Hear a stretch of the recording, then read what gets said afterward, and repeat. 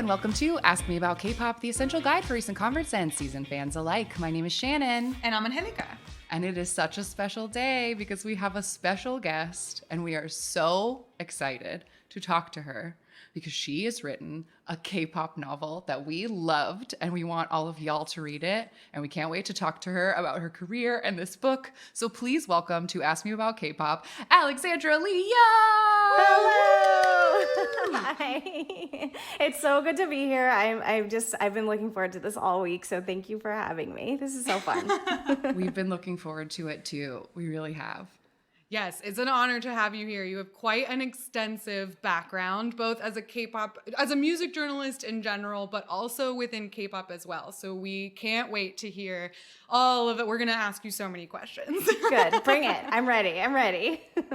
So the first question that is asked of all guests on Ask Me About K-Pop is, what is your K-pop origin story? How did it come into your life? What grabbed you? How did this all start for you? Yeah, my origin story is very different from most. I actually started into this world when I moved to South Korea for a little artist residency, and the artist residency was like performing arts residency, and I was like, I'm going to do some research on my own into the South Korean music industry, because before then I was a tour manager for a few years, and I was just interested to look into it in a foreign country. And so I got interested in this company called Dispatch, which was like one of the first paparazzi companies in South Korea. And we talk about Dispatch all the time. And I was just really interested in the kind of like the surveillance culture that was starting to crop up, like in the like I was there in 2014. And so it wasn't even about the music at first. It was about sort of reporting on that aspect of it. And then when I was there, I mean, just K-pop is everywhere. It's like you cannot walk down the street without running into it. Like all the, like cell phone ads, and in the subway, you're seeing their faces on the walls. And I was like, okay, I'll just check this out. And then like I went to a show at M Countdown, and I was like instantly hooked. It was like I saw like the fans out there were just so excited, and they were talking to me about it in kind of like English and Korean. And then I remember watching the Big Bang's Fantastic Baby music video, and I was like, oh, G-Dragon. Yep, G-Dragon. Yep. This is it. This is forever. And then that's what really kicked it off for me. So is G-Dragon or Big Bang like your ultimate group? Definitely the first time where I was like, this is more than just, I mean, look, I was obsessed with No Doubt when I was a kid, if that tells you how old I was. And I loved pop music, Third Eye Blind, bands like that. But when I saw Big Bang and I like started looking into like how hard those guys worked and how much time and effort and thought and training that went into their work and their world, I was like, oh, this is different. And like, I admire these guys, and they have a sense of humor about it, and they're humble about it at the same time. And that's really what got me, I think. Yeah, because you were a tour manager for like Western pop groups, right? And so then you're coming into this completely different music industry with like the Western sort of model in your mind. So was the difference just so striking? It was. I mean, in Idol Gossip, I talk a lot about like the idol fan relationship, and I think that's what felt the most different to me was, I think, as a tour manager for bands like Third Eye Blind and like New Kids on the Block, there was the fans love their idols. They love them in America, right? And they're so supportive of them. But there was something more, like there was kind of a two-way street in South Korea, like when I met those fans, where it was really about like, I'm here to support them, not just their music, but like who they are when they stumble. I'm going to be there for them. When they have a success, it's my success too. And the idols similarly support their fans in that way. And I was like, wow, this is so much deeper. This relationship is so much deeper than anything that I saw as a tour manager back home. I mean, granted, like most of the shows that I went to back home was just like a bunch of screaming people in my face who like tore at my clothes when I walked past them. But no, in South Korea, it was a totally different thing. And it was really the fanship that was like new and interesting for me. Before we jump into the book, just because I'm curious. So Big Bang is what got you originally. Is G-Dragon your ultimate bias? Yes. First of all. Yes. Perfect. I love that. But also just wondering, are there any like more recent K-pop groups, or like what is your K-pop listening habits like these days now that you're not so entrenched in the industry?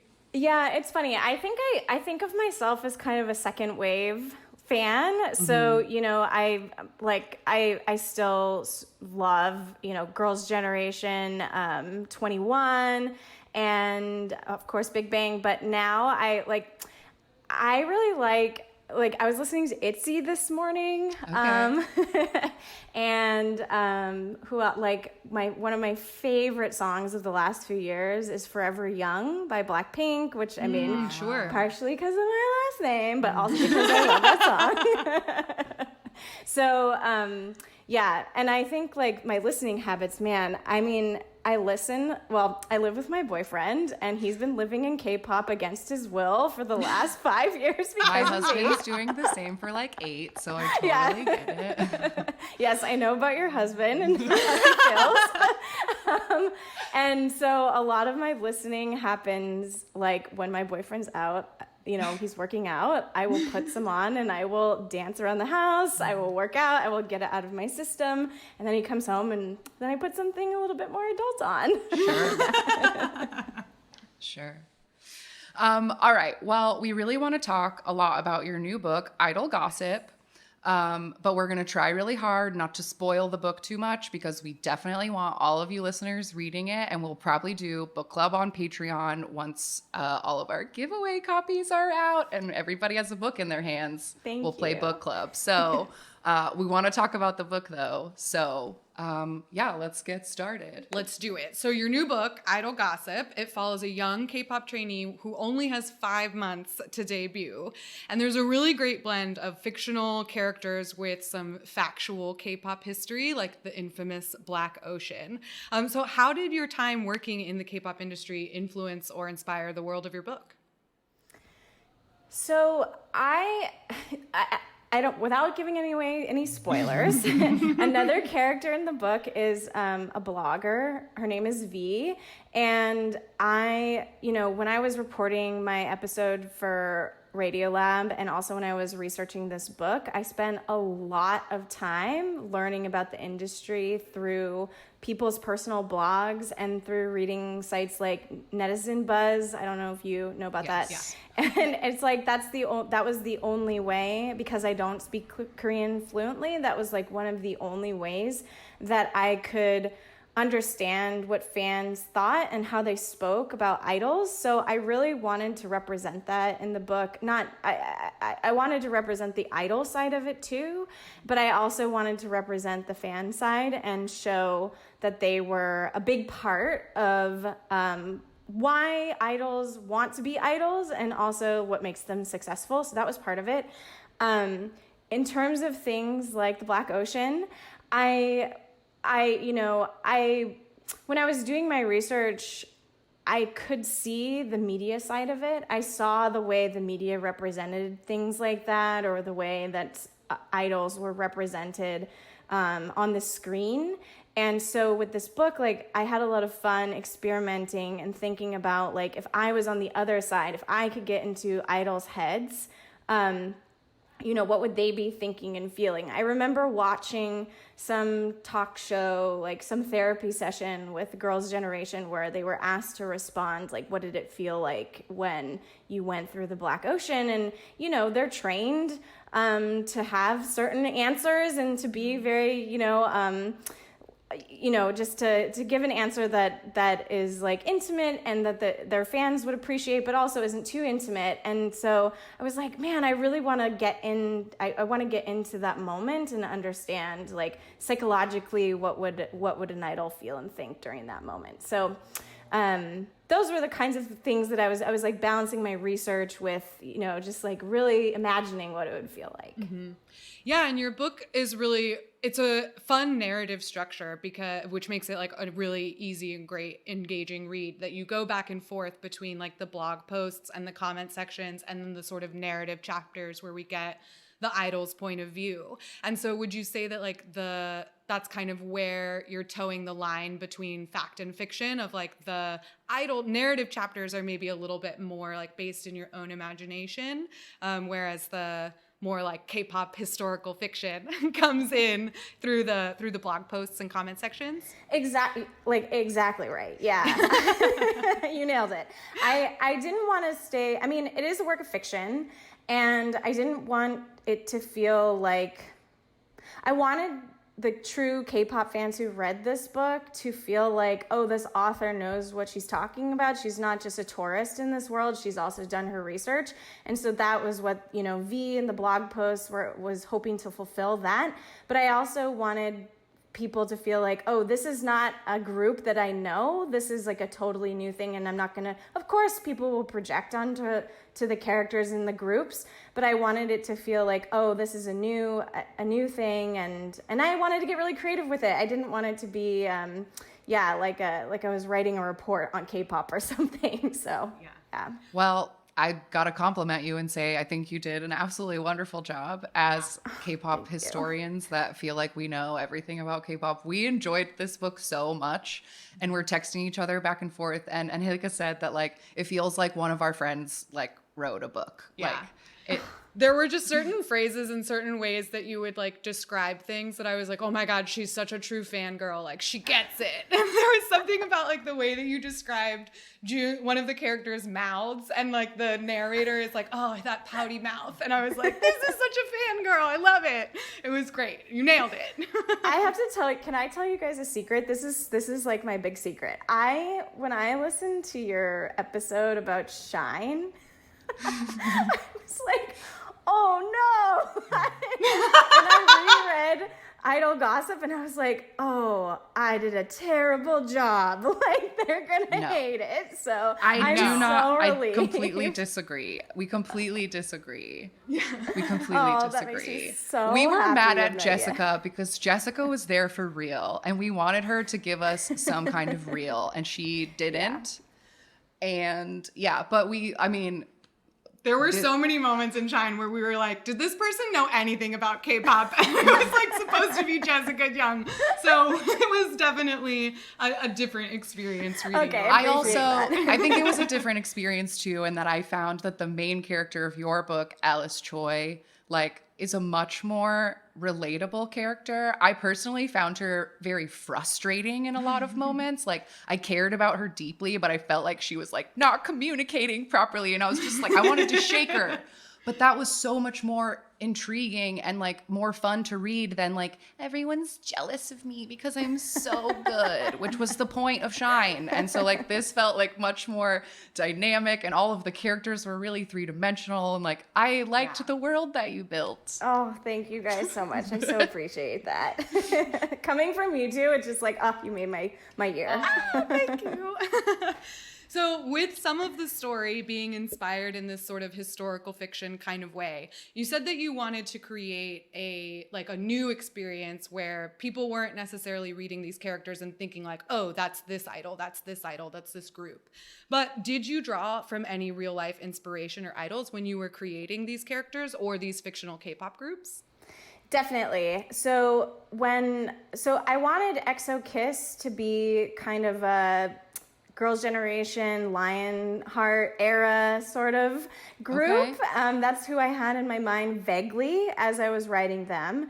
And then, when I was writing about their single, Today, Tonight, A-list single, I listened to 21's I Am the Best like a billion times because that was really the model for it. I mean, this is a very common thing in K-pop where you have like all of a sudden like a complete shift in in style and in like BPM even sometimes. And I wanted their single to do that, to have that moment where it just like suddenly shifts and there's a theme in the book, turn on the light or turning off the light, and like maybe like Alice kind of starting to slowly understand her privilege throughout the book, and I wanted that's the song the structure that they sang to kind of emulate or echo that sort of like turning on the light for her too.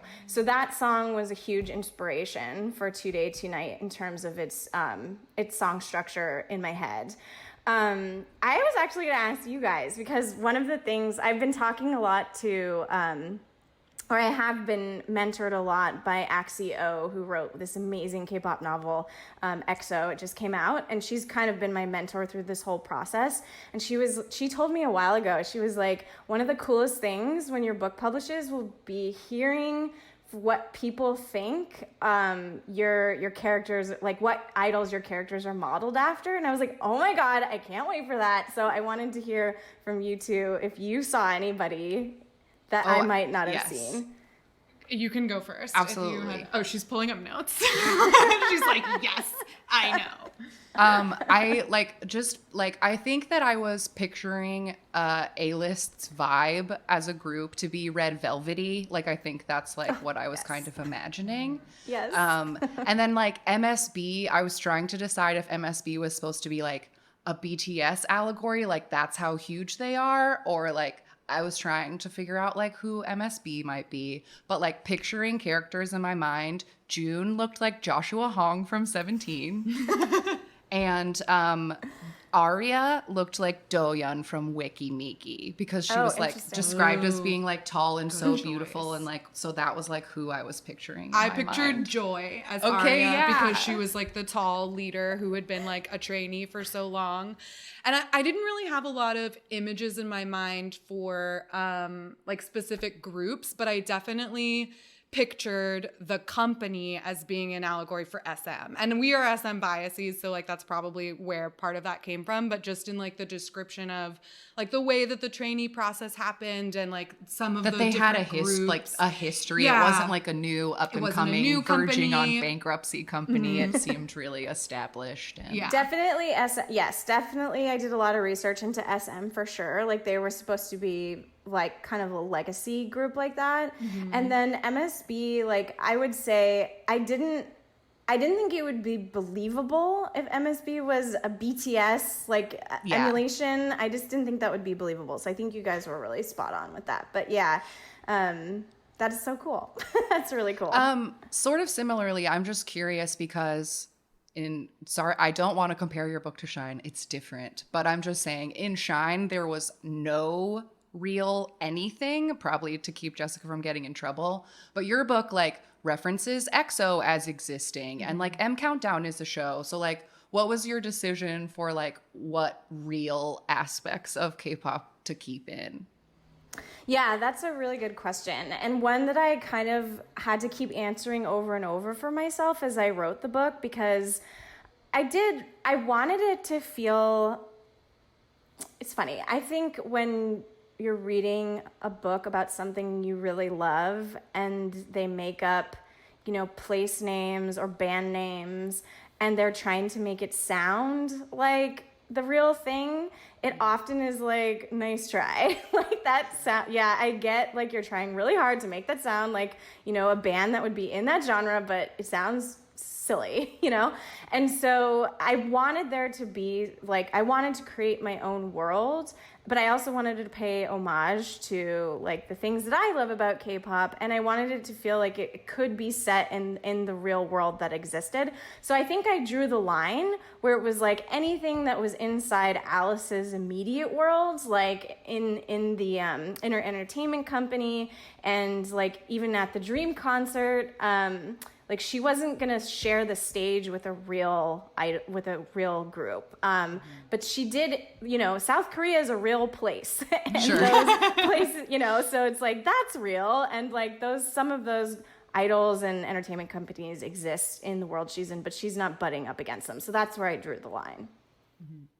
Yeah, and you did so much research, obviously, for creating this whole world. Did you do a lot of research when it came to those K-pop groups that you made up in the book, like EXO Kiss, for example? Did you have to imagine, their whole discography or come up with member profiles for them? I did this was a hard thing because there were so many characters in this book. There was Five and A-list, and there's all the teachers and the minders, and, Alice and Olivia, the two, main characters, and the parents. And so I kind of needed to draw the line somewhere. Like I couldn't totally build out EXO Kiss, and I couldn't totally build out MSB because it'd just be too many characters to introduce.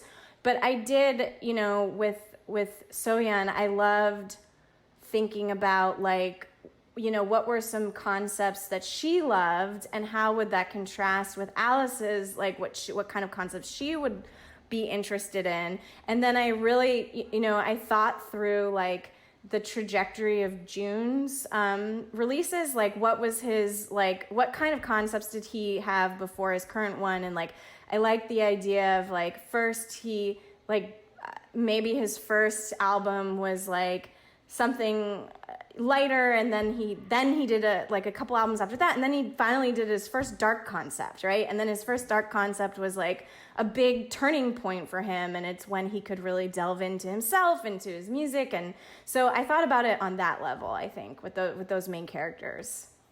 I loved that conversation or that moment with June too, when he was talking about the darker concepts. That conversation between him and Soya and Alice felt so realistic, as far as it really felt like that was something that idols would have a conversation about behind the scenes. And the way that he described yeah, that wasn't a very popular concept because it was so different, but I really got a lot out of it, or something. I just thought that the reflection piece of it felt very much like a conversation you might hear idols have. Yeah, I feel like I've definitely I've heard that a lot of times. It seems like with idols, when concepts are not popular with the public, those are often they're but that was my favorite one. Mm-hmm. Yeah, I really liked doing that. So yeah, it was a good little combo. Thank you. That's a very common conversation that I hear too, with bands that I've worked with, where it's our fans just want us to play our singles, but my B-side or my little song that no one loves, that's my favorite one to perform. And it's they have to balance that when they do shows. It's yes, we want to give them their bangers, but we also want to do the stuff that makes us that fulfills us, that we like to perform too. Yeah. And that's a difficult line with K-pop in particular, because there is so much creative control from the companies as opposed to the idols themselves when it comes to choosing their concept or anything like that. And I thought that was a well-written piece of your book, the way that the sort of company control over certain aspects of their lives and the way that the company would react to certain things. I thought that was it was well included, because it is such an important thing, and there's so many, I think, misconceptions about K-pop and companies and the way that it works and the type of control they have over their idols. And I thought you did a really good job of sort of explaining that world in a realistic and I can't think of the word, but a way that did not condemn it. You know what I mean? It wasn't these K-pop companies are evil. It was more of these K-pop companies have a model. They're making an investment. This is a business. And these are the reasons that they're making the choices they're making. So well done.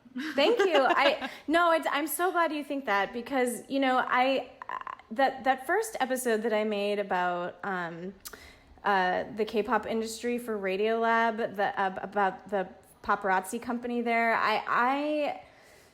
my one regret about that episode is that it kind of vilified, it really vilified the entertainment companies, and it made idols look like such victims. And I know that there were some fans who listened to that and it was just another media company condemns dark the thing side that we of love, K-pop, the dark side of dark K-pop side of and K-pop the dorms thing. and blah blah blah. And so I think Idol Gossip was like my second attempt to show that it's like way more complicated than that and way more dynamic than that. Like there is a reason why so many, thousands of people want to dedicate their lives to this thing. And because like it can be hard and it can be grueling and sometimes it can be scary, but it's also really fulfilling and satisfying, and like people, this is their dream and this is their art. And I wanted to show both of those things in this book. Yeah. I also thought, like, how do I word this without being spoilery? Always the trick. That there's a specific post from V that is sort of raising the question of whose fault it is when there is backlash against idols that I thought was like really interesting. Really interesting. Yes. Yes. Okay, I don't want to give anything away either. Yeah. So, when I lived in South Korea, I talked to a lot of my friends who are Korean nationals. They talked to me about that, about the news media and about the kind of K-pop industry and about the society in which they lived, and that like all of those things, like about what's like permissible or taboo in popular culture in South Korea, like all of that is very much wrapped up in K-pop, like is on display and is like the tension is there. And so, and like I'm not gonna spoil this either, but like June has a thing. Yeah. And I wanted to touch on that too, and just kind of play around with that. And like V, the blogger, let me do that. Since we're on the topic of V, I loved that character. She, to me, was like one of the more dynamic characters in the book. And I thought the way that you created her character arc was brilliant in the sense that like she's a character that we never actually see on the page. We only know her through her posts and her comment sections. But she is a really great character arc through the story. And I was wondering if you could just tell us a little bit more about her and what you kind of wanted her to represent. Yeah. So when I went to M Countdown the first time, I remember there was a lot of people out front who had like the most expensive cameras I've ever seen, with the lenses that are like the so size big. of the desk. Yeah, that I'm on. And I was struck by how young they were. Some of them looked like they were in high school, and it was definitely during school hours when I went. And I was really interested in them. And I was like, I don't think you're professionals. I don't think you're doing this for like a company. I don't think this is just for you either, And so I did some research into like, who could those people be? Like, and what are they doing? And I learned that there were people there were mostly girls and young women who they devote a lot of their lives to documenting idols and their comings and goings for the fanships. And like, they're beloved because they're doing this work that people want. And like, I think a lot of people love them because it's like you're not the paparazzi, you're doing this because you care and you want to dedicate yourself to this, and you're doing us an enormous favor by doing this. And so I wanted to play around with that, and like I think V got too caught up in it, and like I could imagine someone getting lost in that, and trying to figure out where the line is between like, this is, I am a fan, or I'm supporting this person, to like, I'm crossing the line, I'm like going overboard here, I'm getting jaded because of like how much this is taking up my time. And so she was really inspired by them. And I will say, I don't think anyone I met there that day was a V type character. I wanted her to be like villainous a little bit, just for the sake of the book. But yeah, I was really interested in that. No, she felt very, very real, especially Yeah. her extremely snarky replies and like her comment replies were, oh my God. I was like, I hate this woman. But like, Oh my gosh, I know. There was one part where she was when the moment when you were talking about like who's to blame, and she has a line about something about like, I am not the cancer, I am the doctor, shining the light on the infected parts or whatever. And I like highlighted that and I was like, this woman, like the irony, like the hypocrisy. And I was like losing my mind because she was so dynamically written. Oh, thank you. I'd love to see your copy of the book with the highlights. That would be so cool to see. All my furious note taking. Okay, this next question is a bit of a diversion, but I am curious. So the main character of the book, Alice, is Chinese American, and she moved to Seoul for her mom's job. Did you have a specific motivation for writing her as a foreign idol, specifically not even a Korean one? Yes, 100%. I love that you asked this question. I'm not Korean American, I'm not Korean national, and I wanted to write to use this term that's been totally overused, I wanted to write from an authentic perspective because I knew that I couldn't write from the perspective of someone who came of that culture. And I wanted to be really delicate about that, and to respect that. And also, a lot of Alice's character arc, it reflects something that I went through when I was in South Korea. That was my experience there, like feeling like a fish out of water. And, I spent a lot of time with people my own age who spoke very little English and feeling like I was on the inside some of the time and on the outside some other times. And I wanted to reflect that feeling. But also, like, there's this, one of the themes in the book is Alice's sort of like privilege and obtuseness to her own privilege. And I'll admit, I was the same way when I was there. I remember, one of the last nights of my artist residency, I was doing a presentation about my work that I had done. And I was talking about like, this residency, this is so embarrassing now in hindsight, but I said like, this residency was incredible. It taught me that like, if I put my mind to something, I can do it. Nothing can stand in my way, something stupid like that. And I remember there was a woman in the crowd who raised her hand, and I kind of knew her, and she was like, don't you think, though, that was easier for you because you're an American and you could just, like, the people, this is like an international residency and they were just, like, open to you coming in and doing something different? Don't you think if you were, from Korea, this would be a lot harder for you?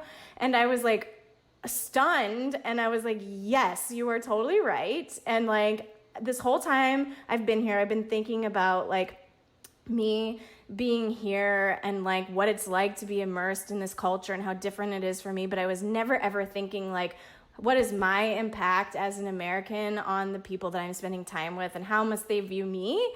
And so I just, that was something that I wanted to explore in Alice, and something that she is also grappling with in the book.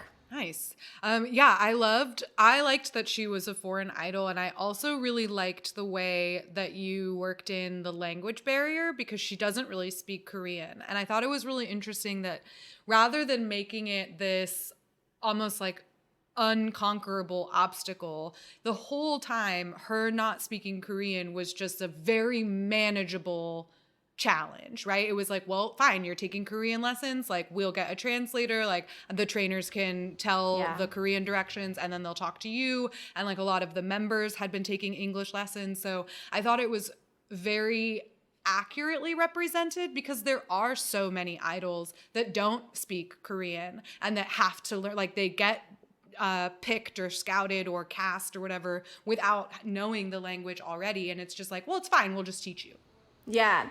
And fortunately for Alice and for me when I was there, is like so many people do speak English because they have to learn it from a pretty young age.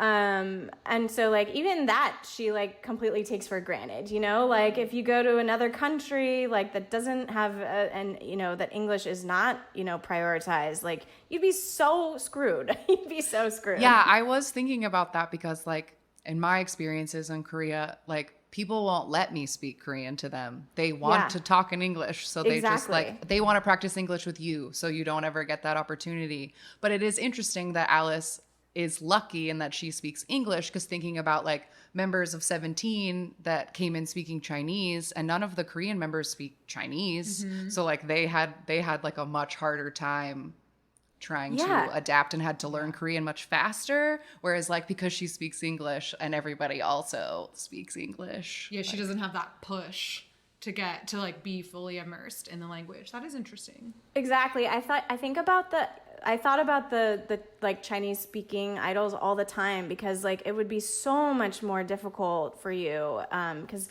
I mean just so many fewer people speak Chinese than English there. So, yeah, I thought about that too. Yeah, that made me think of, I always think of this story of Winwin and Ten from NCT and Wavy. Winwin's from China and Ten is from Thailand. And so when they first became trainees, they didn't have any language in common. And so for the first like 2 years of their bunking together, they communicated almost entirely through sign language. And like, that's so freaking bananas. Wow, like, that's that is so crazy. Wow. But I loved how you had like, I loved that all the members of A-List of Alice's group have sort of different levels of English. And so like there is the member who like, she obviously tries really hard to extend the hand of friendship to Alice, but they don't have that common language. So I think Alice never really takes advantage of it in ways that were frustrating to me as a reader. I was like, be friends with your loved members. her, but I was like, girl, please try. You have to try at least. Like, you don't know what's good for you. She's trying. Come on, it's right in front of your face. I know. I was like, So-Yeon thinks of her members as her family. Like, you need to be doing that too. But I will say that was another part that I really did enjoy about the book, and I don't think this is too much of a spoiler, which is that like her group was kind to her and that they cared about her, and there wasn't like a bully character trying to ruin her life. Like they were trying to help her. She was the one like refusing their sabotaging help. herself. Yeah. Yes. There are two things I didn't want to do in this book. I didn't want to have, there were a lot of tropes in my book, you know, like it's hard to avoid with a YA novel especially. But there are two things I didn't want to do. I didn't want there to be like a bully, or if there were bullying, I wanted the person doing the bullying to feel like a full person, not just like that was their only personality trait, that they were a bully. And then I didn't want there to, I don't want to say this because I don't want to spoil it. So never mind. I'll tell you later. Save that for later. We have a few questions if we have time that we'd like that are spoilery, and we can cut them and save them for book club when the book gets spoiled, because we do have to ask you. Okay, yes. Would love to.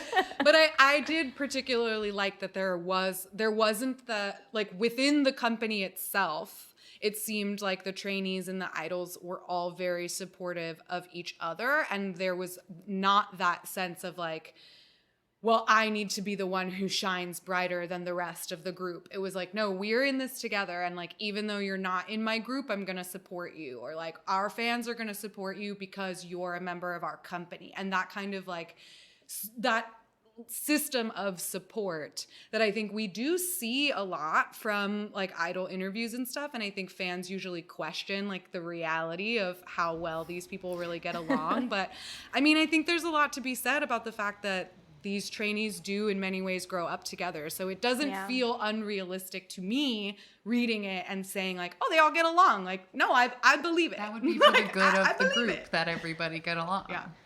I'm sure it doesn't happen all the time.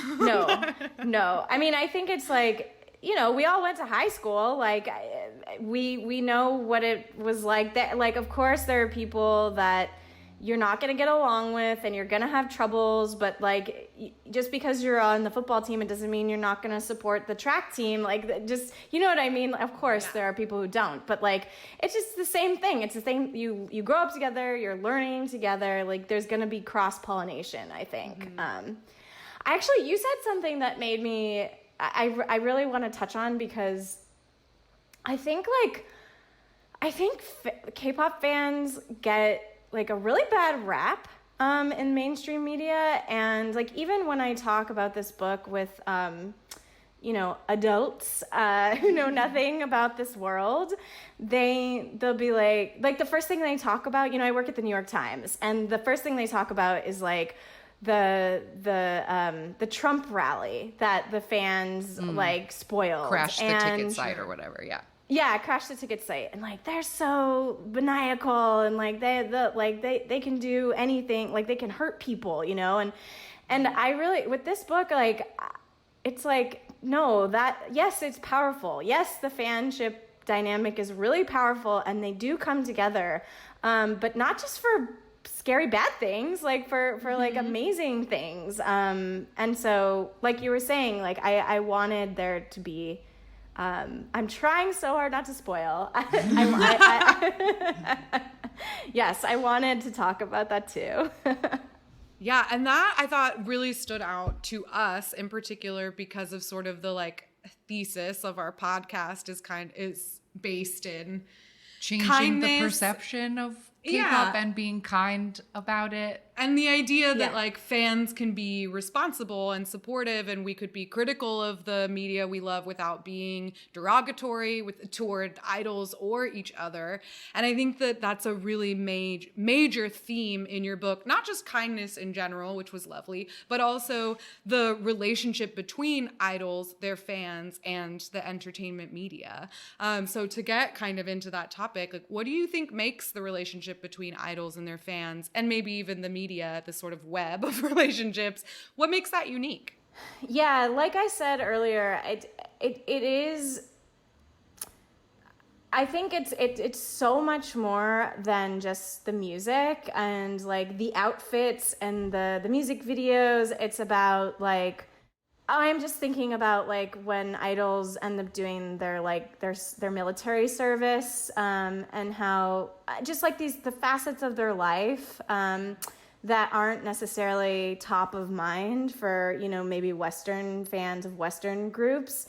And I know that's not totally true. Like I know that they're like my little cousin who's a teenager, she loves Taylor Swift, and she knows so much about T Swift's life and what she's up to on a Saturday. But I think K-pop fans, they are like, they know that they're sick and they're hurt, and like we'll send them well wishes, and like they'll be concerned for them, and then like when they have successes, it's like I said, it's like they share in their successes. And idols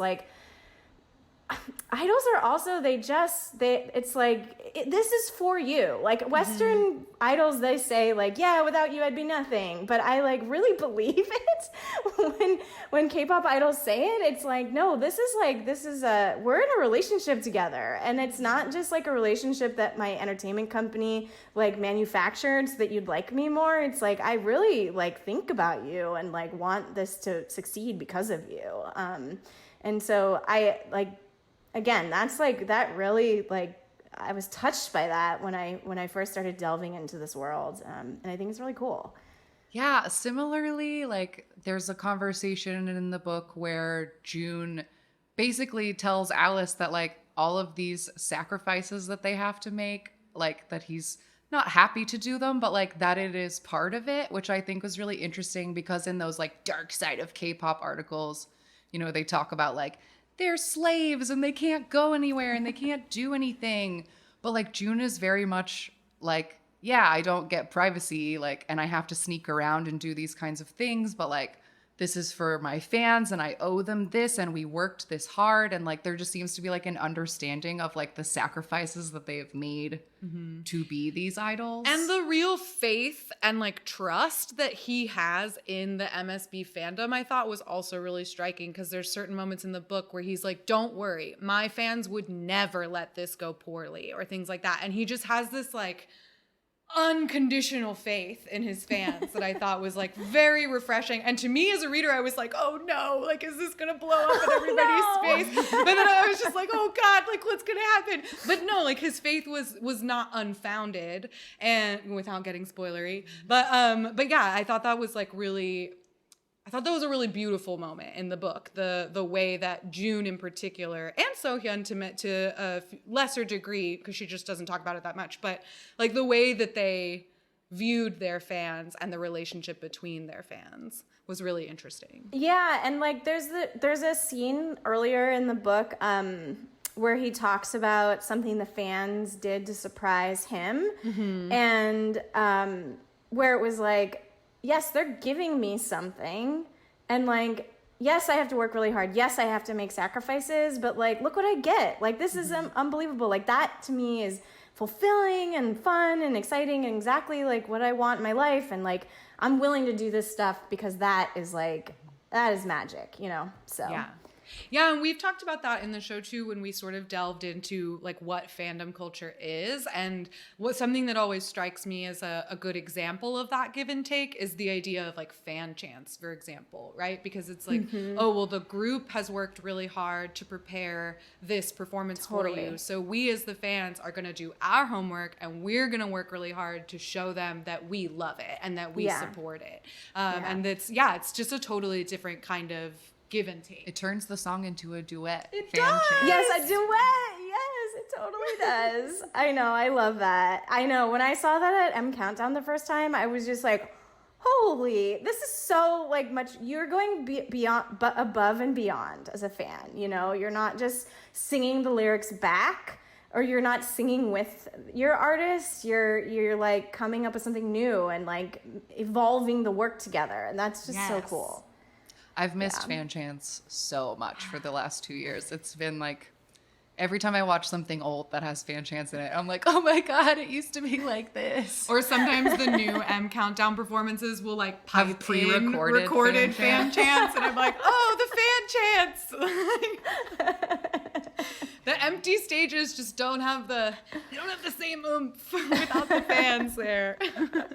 The piped in fan chants are like, the piped in U.S. Open crowd. When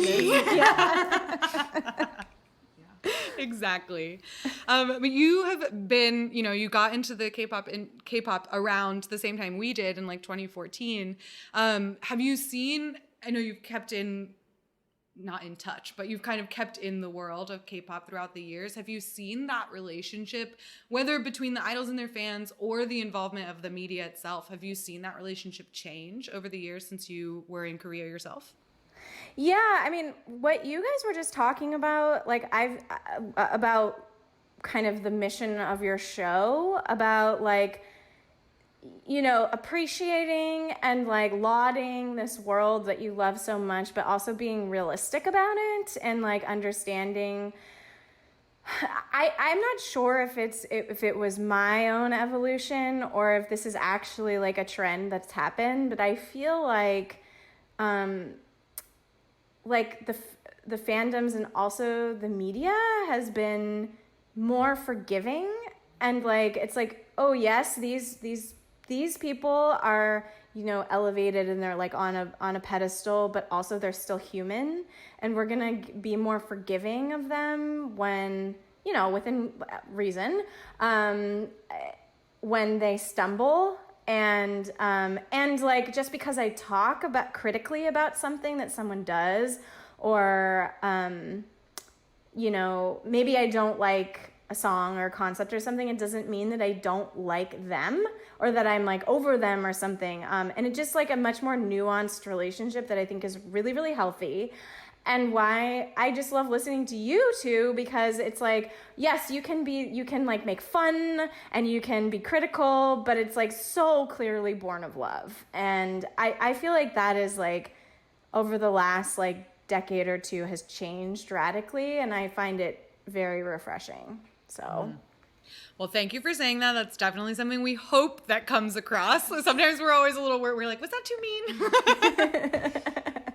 I never want to be mean. But I agree. I do think that there's been a an evolution for the better of the relationship, especially between like the media and the way that they report on certain things as well, and kind of like wait to hear certain statements before jumping to conclusions, and they kind of are like, this is all the information we have right now, as opposed to like coming out of the gate and being like, this guy did this, and we kind of like give idols a little bit more leeway in some scenarios, but of course there's always your extremes. I think that media reaction is really like because they had to, because fans were like, screw you, like you don't know anything yet, like don't just jump to conclusions, like that's not fair. And so they've had to adapt to like the fan reaction, which I think is really cool. Like it's a way that fans have had a positive impact on the industry. So yeah. Well, the only other question we have that is specifically about sort of your writing process has to do with the way that you described like the experience and the mechanics of singing, because Alice, your main character, is a main vocal, and like her big challenge is that she can't dance, right? But the way that you described singing was so vivid, and Shannon and I are both singers, so we were reading it thinking like, oh my God, like this is exactly like some of our voice lessons would go, like the experience of auditions. But you've stated in press releases that you're not a singer yourself. So how did you bring that performance trainee experience to life? Like, because you did so very vividly. Like, not many people know about like abduction and those kinds of things. So I was sitting here reading like, she's really not a singer? Like, that's, what a relief. Okay, yes, I know that you two know a lot about singing, and that's like one of the reasons I love listening to your show, because you can like actually critique. Yes, so first of all, my little sister, Olivia, I have a little sister named Olivia. She's 20 years old, and her whole life her dream has been to be a famous singer. It used to be she wanted to be a Broadway star, and she went to, performing arts school for that. And now I think it's changed a little bit. She's getting into acting. Performing arts school will break you like that. Oh my God. Yeah, and a lot of like what I wrote about is based off of stories that she's told me, or her experiences, and so like the last decade I've watched her like struggle through her singing lessons and her hiccups in her training, and so I've learned a lot from her. And I watched a lot of YouTube videos and tried to teach myself how to sing so that I could write about it in this book. Yeah. Oh my gosh, that's brilliant. I was like, what would it be like to act? And I did this with dancing too. I took a bunch of like YouTube dance lessons and singing lessons to see what it would feel like as a person who didn't know how to dance, like suddenly have to do it. So I was like watching like intermediate dance classes, and like flailing around the house and and then writing about it later. And then, watching some advanced singing lessons and seeing like how the teachers directed their students and like how the students struggled. And so, yeah, I just did that for months and then wrote about it. That's great. Yeah, well, your research really paid off because it was very believable and very relatable. Yeah. Really? Yeah. When it first started and she was talking about, at the beginning, when she was talking about singing in karaoke and what it feels like when you're just like in the pocket and flying, and then like saying how much she hated auditions and how she always bombed auditions, I was like, oh my God, I know all about this. Mm-hmm. Like, girl. I will say that part specifically, the kind of like euphoria part of it. So that is actually comes from me, because I used to play the flute when I was little. So for like 15 years I played, and I used to experience that feeling of like hitting the moment where I could like my brain could turn off and your body just sort of takes over and you're just like outside yourself. You're flying. And so that part really came from me, but the rest of it, the technical stuff, yeah, I had to learn. Well, you did a great job capturing it. Thank you. You're so nice. Well, Alex, it's so lovely to meet you. We really enjoyed reading your book. We hope that all of our listeners enjoy it too. Can you plug like when it's out, where to get it, that kind of stuff? Yes, absolutely. Oh my gosh. Yes, I have loved this so much. I was fangirling the whole time because I can't believe I'm talking to you. Idol Gossip comes out September 14th. You can pre-order it now. And if you do, you are eligible to get a pre-order gift. It's a sticker that I had designed with the members of A-List. I'm going to show it to you right now so you can see it. I love it! Look at Soul with their blue hair. Oh my god, that's fantastic! Oh my god, I love with their it. black and white concept. Yes. Oh, I love Yes. it. And you even have the costumes like you described in the book. Yes, the corset of the dress shirt. Amazing. Oh my god, I love it. My friend Elle, she's a street artist, she designed this and she read the book and then, designed the costumes based off of the way I wrote about them. And so you can get this if you pre-order it now, and then September 14th is when it comes out officially, and I would just be so delighted if you bought it. It would be amazing. Yes, we can't recommend it enough. We thoroughly enjoyed it. It was a fun read from start to finish. And if for any seasoned fans that have been listening to this podcast, you will definitely pick up on a lot of great kernels of truth in this K-pop historical fiction. I thought it was perfect. Thank you so much for joining us today, Alex. Thank you so much for having me. This was so fun. All right, we are back, and it was so nice to talk to Alex, but we have to do a regular episode and do a random game. And this week, the random number generator gave us CLC, which is an acronym for Crystal Clear, which I did not know until just now. They are a girl group formed by Cube Entertainment in 2015. They originally debuted in 2015 with 5 members.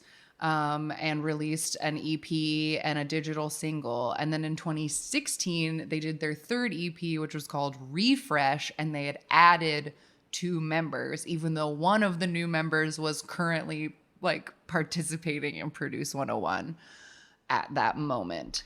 Yeah, Cube stated that she had been a member of the original lineup, but then had been dropped and then put back on, etc., whatever. So she wasn't able to promote their single from Refresh, which was called High Heels. And she's not in the music video either, but she joined them afterward. Yeah, and they had quite a few concept-y changes throughout their time. They started out very innocent girl group. We're just doing bouncy bubblegum music. And then in, 2017, they did their concept or their comeback Hobgoblin, which was choreographed by Hyuna and was styled by Hyuna and was very Hyuna style. Mm-hmm. And then they did a lot of different back and forth from then on. But unfortunately, CLC hasn't done anything in a really long time. Their fans have been complaining, get them out of the basement. Where's CLC? All the members are doing solo stuff right now. And very, very recently, 2 weeks ago from when we were recording this, Yoojin is currently on Girls Planet 999, where they're making new girl groups or some kind of competition. Anyway, she said in an interview that CLC will, quote, no longer be working as a team. Cube has not confirmed or denied this. Yeah, she said that's what Cube told her, and Cube didn't respond. And before that, in just a few months earlier, in December of last year, 2020, one of the members sent a legal notice to Cube in trying to terminate her contract because she claimed that she had never been paid for any of her acting jobs and that Cube had stopped their developmental support of CLC, which put the group's future on hold. And in February of 2021, just a few months later, Cube confirmed that she would no longer be a part of the group, and they granted her the termination of her contract. So it's been a while, and we've heard from a few members that Cube is doing nothing with CLC. So can't put a lot of faith in that trash company. Bummer. Who knows if we'll ever get that official disbandment or not, but bummer. I liked CLC and thought they made cool stuff, so bummer. Yeah, it is a bummer. Cube is always a fucking bummer. Well, their most popular music video is their single Helicopter from 2020. It has 51 million views, beating all their other music videos by quite a lot. Mm-hmm. So let's check out CLC Helicopter. Okay, if you'd like to watch along with us, press play when I say go. 3, 2, 1, go. Okay, so helicopter sounds immediately. We won't be lonely at the top. Ooh, they look so glamour. Angels. They do. Yeah, where you have kind of like black and white outfits. Title card. Helicopter.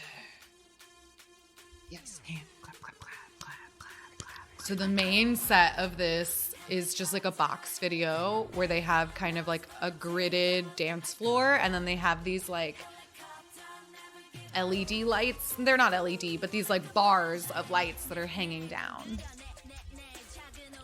And like galaxy, nothingness. A lot of male backup dancers. We got a lot of glamour shots of ladies in different neon situations. Ooh, that dress. Oh my God. It's interesting the way CLC uses the backup dancers in this music video, or in this particular song. Yeah, they're Because they doing have a lot of 7 members? They started with 5, they added 2. yeah. So it's kind of rare to have a group with that many feature this many backup dancers. Yeah, I remember loving these outfits. They're like army green to like, you know, give a like military like vibe, but they're like flowy, pretty dresses and they're like belted and stuff. Ooh, hair jewels. Man, that dress Is crazy. wild. It's probably really difficult to put on.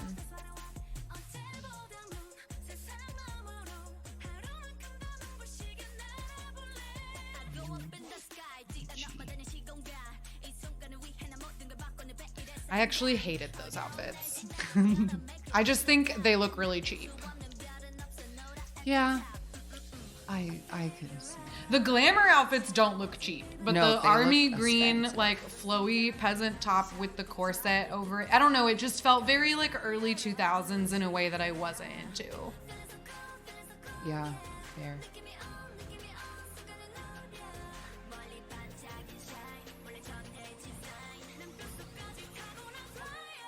That's a cute. That's a great those outfit. High pants with that little top.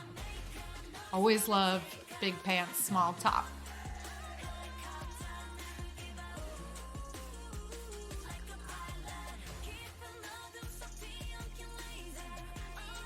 Laser. Laser, Lola Laser.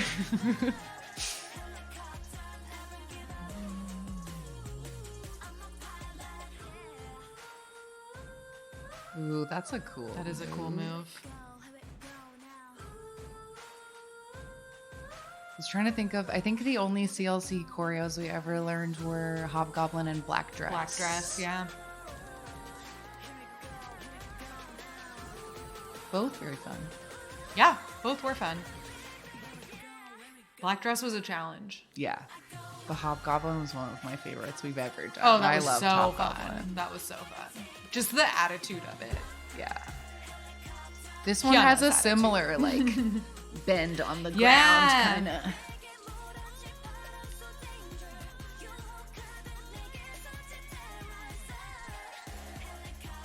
One of these girls is wearing a flight suit, and she looks great. Wow. CLC. The journey never ends. Ooh, the irony. Yeah, that's It like does, a punch. though. It does. Yikes. Well, I'm sorry, CLC. I hope all of y'all find jobs soon and a cube like lets you out of their basement so that you can live your life. Yeah, and get paid for it. Jeez Louise. Always a bummer, Cube. Always a bummer. bummer.